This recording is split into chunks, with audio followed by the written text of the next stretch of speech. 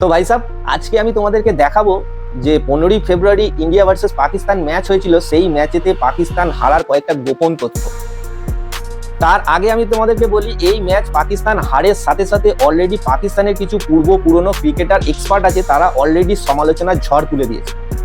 তাদের কারোর দাবি যে পাকিস্তান ক্রিকেট বোর্ডের মধ্যে পলিটিক্স ঢুকে গেছে, যার কারণে পাকিস্তান ক্রিকেট দিনের পর দিন ধ্বংসের পথে এগোচ্ছে। আবার কারোর দাবি যে পাকিস্তানের কিছু সিনিয়র প্লেয়ার আছে যারা বছরের পর বছর ঝাঁট বরাবর পারফরমেন্স করছে, বাট টিমেতে নিজেদের জায়গা ধরে রেখেছে, নতুনদের আসার সুযোগ দিচ্ছে না, যার কারণে ইন্ডিয়ার কাছে বারবার পাকিস্তানকে হারতে হচ্ছে। আরে বেটে, তুঝে থকান নেই লাগ রही क्या? বাট এই সব তো ঠিক আছে, এরপরেও সব থেকে মোস্ট ভাইটাল যে পয়েন্ট সেটা হচ্ছে পাকিস্তান টিমের কনফিডেন্স লেভেল। হ্যাঁ ভাই সাহেব, যদি এখন দেখা যায় পাকিস্তান যদি তার এগেনস্টে ইন্ডিয়াকে দেখে, তাদের হাঁটু অলরেডি ভাই সাহেব ঠট করে কাঁপতে শুরু করে দিচ্ছে। আর এই কথাটা বলছি তার কারণ হচ্ছে, যদি সেদিনকের ম্যাচটা একটু লক্ষ্য করে দেখা যায়, সেখানে টসে জিতেছিল পাকিস্তান, এবং সব থেকে আমার যেটা ভালো লেগেছিল, পাকিস্তানের ক্যাপ্টেন সলমান আলী আগা প্রথম ভারতীয় ব্যাটসম্যানকে ফেস করতে এসেছিল, এবং শুধু তাই না, প্রথম ওভারে এসেই ভারতীয় হার্ড হিটার ব্যাটসম্যান অভিষেক শর্মাকে আউট করে। এরপরে আরো একটা ওভার করে, সেখানেও দুর্দান্ত বল করে সলমান আলী আগা। বাট ভাই সাহেব, এই পর্যন্ত ঠিক ছিল। এরপর যখনই আমাদের ঈশান কিষান গিয়ার চেঞ্জ করে, তখন পাকিস্তানের ক্যাপ্টেন সলমান আলী আগা একের পর এক বোলিং চেঞ্জ করে। বাট সেদিনকের ম্যাচের নিরিখে যদি দেখা যায়, সব থেকে ভালো বল করেছিল পাকিস্তানি ক্যাপ্টেন সলমান আলী আগা। সে কিন্তু নিজে আর ঈশান কিষানের সামনে বল করতে আসে না ভাই সাহেব, এটা সব থেকে হয়রানির বিষয়।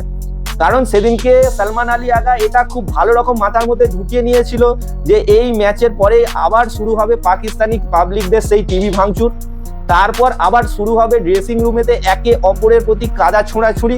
এই সব দিক থেকে নিজেকে দূরে রাখার জন্য এত সুন্দর পারফরমেন্স করার পরেও সলমান আলী আগা নিজে কখনোই ঈশান কিষানের সামনে বল করতে আসে না। শুধু তাই না, ঈশান কিষান কেন, তারপরে আর টোটাল ম্যাচেতেই আর সলমান আলী আগা বল করতে আসেনি ভাই সাহেব।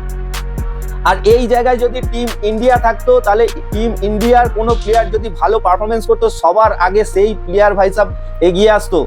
এই জায়গাতেই আমার মনে হয় পাকিস্তানের সঙ্গে ইন্ডিয়ার একটা বিস্তর ফারাক আছে। নাম্বার 1 পয়েন্ট গেল এইটা। সেকেন্ড পয়েন্ট হচ্ছে পাকিস্তান টিমের চিন্তা ভাবনা।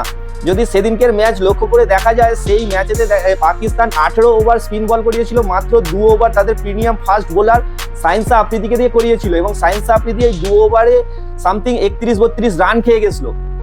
এবং ইন্ডিয়া কিন্তু এই কাজটা করে না, ইন্ডিয়া তাদের ফাস্ট বোলারকে দিয়ে শুরু করে, আর পাকিস্তান এই জায়গাতেই মস্ত বড় ভুল করে ফেলে।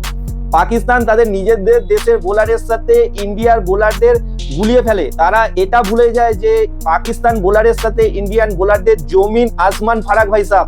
হ্যাঁ ভাই সাহেব, তারা প্রথম ওভার থেকেই ইন্ডিয়ার ফাস্ট বোলারকে চার্জ করতে যায়, এবং প্রথমেই হার্দিক পান্ডিয়ার ওভারে 1 উইকেট, এবং সেকেন্ড ওভারে জসপ্রীত বুমরা, যে নাকি ওয়ার্ল্ডের 1 নম্বর বোলার, যাকে দেখে সারা ওয়ার্ল্ডের ব্যাটসম্যান রীতিমতন ভয় পায়, তার ফার্স্ট ওভার থেকেই পাকিস্তান ব্যাটসম্যানরা চার্জ করতে যায়, এবং সেকেন্ড ওভারে জসপ্রীত বুমরা দুটো উইকেট নিয়ে নেয়, এবং 2 ওভারে ফাইনালি পাকিস্তানের যখন 3-3টে উইকেট পড়ে যায়, তখনই অলরেডি পাকিস্তান ভাই সাহেব হেরে বসে থাকে। এই ম্যাচ অলরেডি হেরে যায়। আর এটা আমার ব্যক্তিগত মত যে এই কারণেই পাকিস্তান সেদিন ম্যাচটা হেরেছিল। আর তোমাদের কি ওপিনিয়ন অবশ্যই এই ভিডিওর কমেন্টে জানাও। আর ভিডিও যদি ভালো লাগে লাইক কমেন্ট শেয়ার করো, এবং চ্যানেলটিকেও সাবস্ক্রাইব করো। আজকের মতন টাটা, দেখা হবে নেক্সট কোনো ভিডিওর সাথে।